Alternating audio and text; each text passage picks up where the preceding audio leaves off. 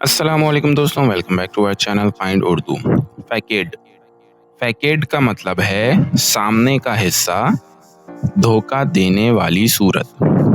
फैकेड का मतलब होता है किसी बिल्डिंग का सामने का हिस्सा, लेकिन फिगरेटिव या दूसरे सेंस में इसका मतलब होता है किसी चीज का ऐसा पहलू जो असल चीज को छुपाता हो, यानी धोखा देने या झूठी सूरत बनाना।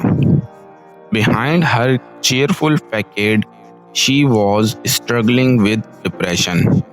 उसकी खुशी वाली सूरत के पीछे वो उदासी से लड़ रही थी। तो दोस्तों, फैकेड का मतलब है किसी बिल्डिंग का सामने का हिस्सा या किसी शख्स का धोखा देने वाला पहलू। उम्मीद है अब आपको फैकेड का मतलब समझ में आ गया होगा।